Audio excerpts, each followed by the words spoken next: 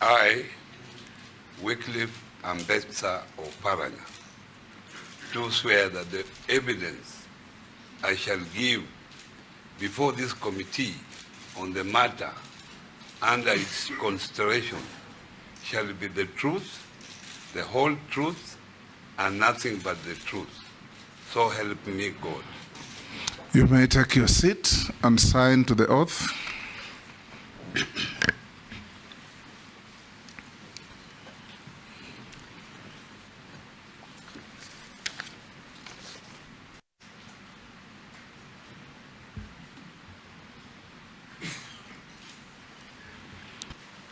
Thank you, Chairman, Mr. Speaker.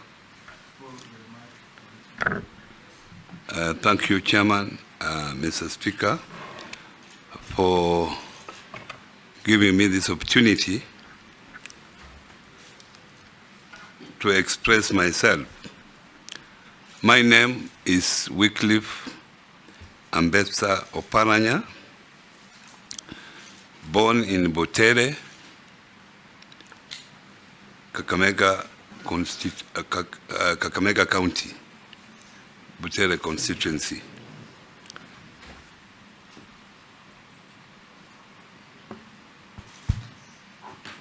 My education,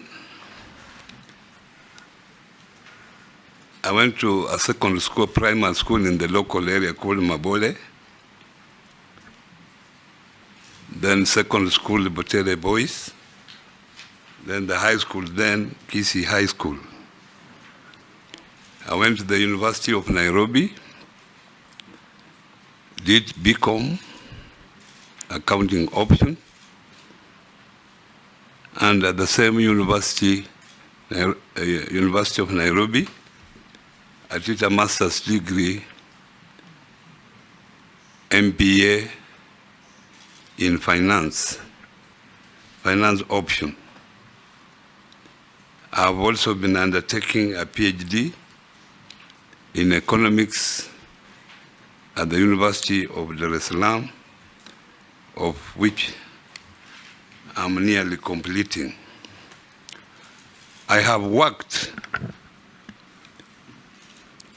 with Ernst & Young, that's where I worked longest, for 15 years. I joined as an audit trainee. Then I left as a senior audit manager. I joined Kenya Aerotic, a private company, doing ground handling, aviation ground handling at the airport, where I joined as financial controller and later became a finance director. After that, Mr. Chairman, I joined politics in the year 2002, where I was elected as a member of parliament for Butere constituency, 2002 to 2007. I was also re-elected 2007. The investigations by EACC, you say you have never recorded a statement, okay? Are you aware if any of your former colleagues or staff at the county government of Kakamega have recorded any statements with EACC? And lastly, has the office of the ODPP, Office of the Director of Public Prosecutions, ever contacted you in relation to this matter or prosecuted you? I wouldn't know if any member of Kakamega County recorded a statement, because I'm no longer a governor. So I wouldn't know the movement of staff from Kakamega to here and back. So that one, I will not commit myself that I know. However, I know one of my colleagues who was called to record a statement. Chairman, on the same, just briefly on the EACC, have you ever been to EACC offices, the headquarters here? Yes. In October? Yes. Did you What did you go to do there? I had gone to collect my phones because they had taken my phones of my children. My children were crying, they want their phones. So I followed them to go and collect the phones. And when I went there, they kept me waiting. They were saying they were scanning the phones. And later, after some 2-3 hours, they returned me the phone. That's what took me there. So while there, you did not write any statement? I didn't write any statement. Did you get your phones back? I got my phones back, except the computer. And the ODPP has never contacted you that you're supposed to be charged for any offense or you're supposed to be taken to court? He has never contacted me. The first time that I was contacted was early this month, around 8th, 9th there, when my lawyer told me that he had received a letter from the DPP that I have no case to answer, according to him. A point of order, Honorable Speaker. Yes. Yeah, Coming. yeah, to the nominee. Yeah. You know the Women Enterprise Fund, that money we used to give to Mama Bogas. And those women, they don't know how to use those smartphones you are talking about. And like Nyeri County, Karatina, the women had taken up to 1 million shillings. Now, when they were told again, Each or collectively? Collectively, each group, because they normally take that money as per in a group of women. Now, when you say that, now again we tell those women to go back and then now start doing those applications through the mobile phone, I don't think that is going to work. And that is why even we were trying to approach His Excellency, because we were fearing those women who had already had a business of 1 million, and here you are being told now to go back and apply for 50,000. I don't think that is doable. Thank you. Lastly, a comment on that, Chairman. And in my view, I think what we are saying is that yes, we need to move with technology, but can it be gradual?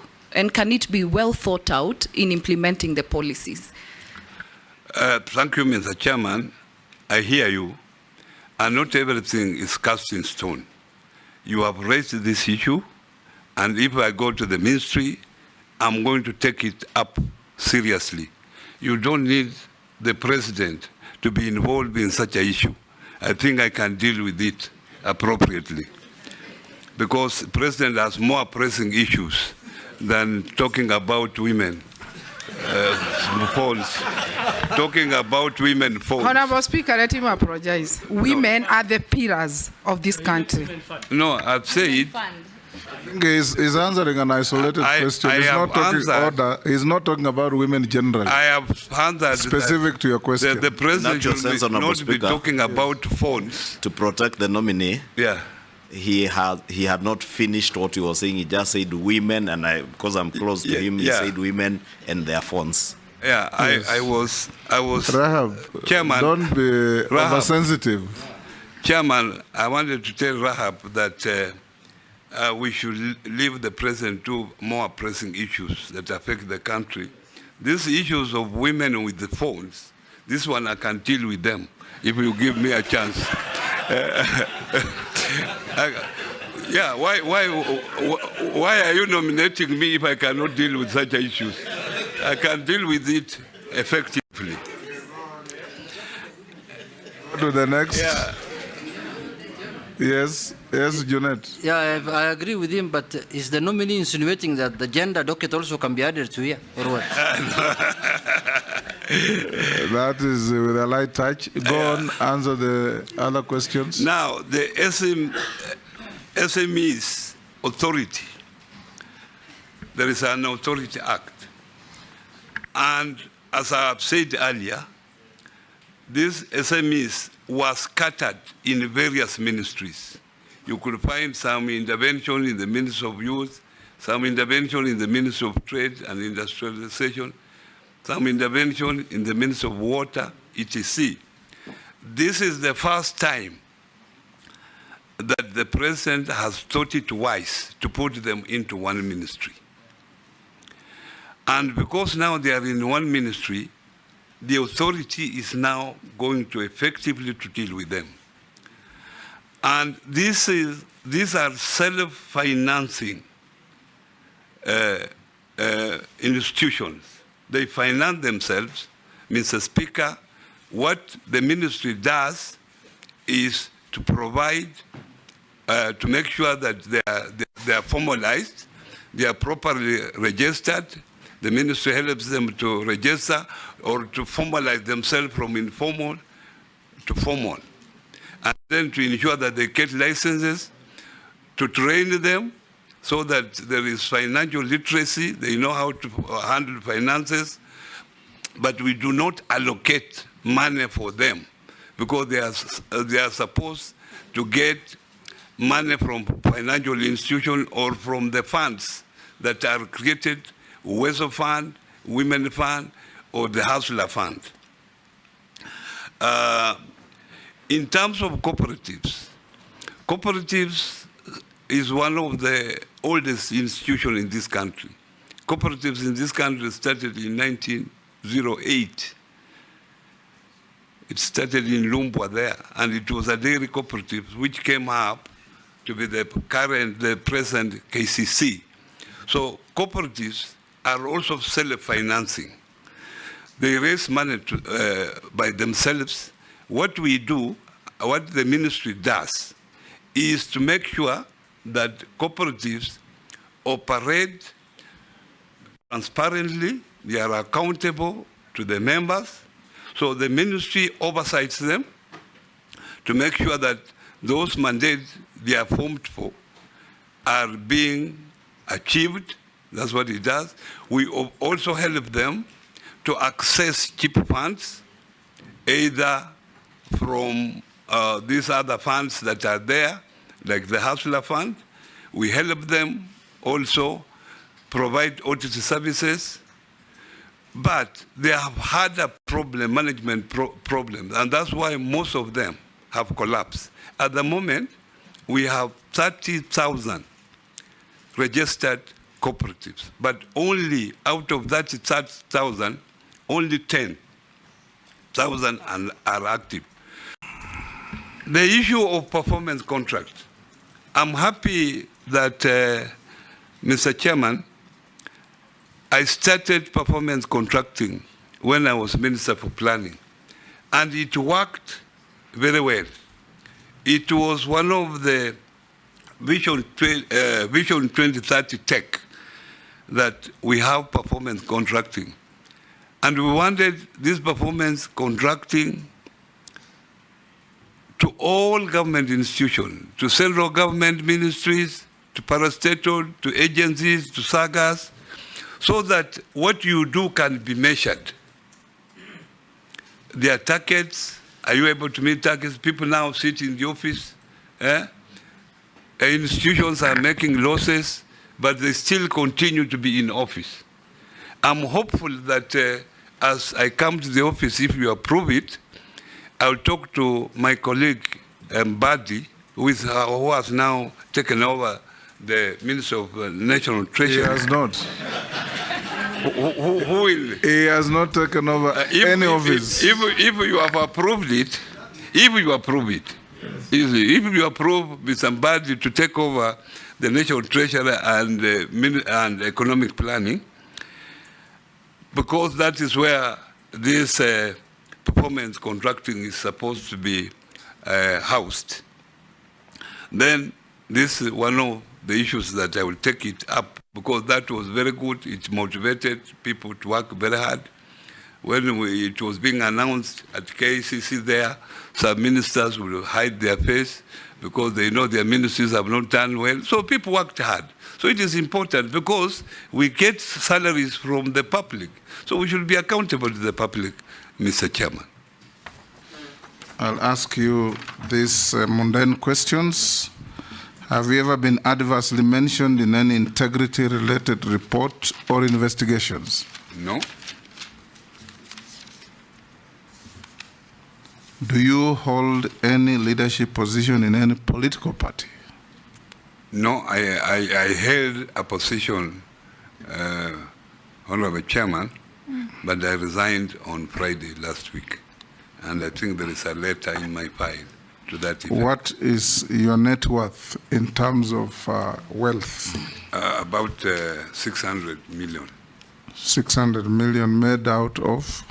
Mainly is buildings and houses that I reside in. We'll leave it there. We wish you well. And you are hereby released to go back to your other duties. Thank you very much. You Chairman. will collect your original documents. We have checked and found them in order. Yeah. Sergeant, you can pass on the documents to the nominee and escort him out of this chamber. Thank you very much, Have a Chairman, good for the day. opportunity. Thank you.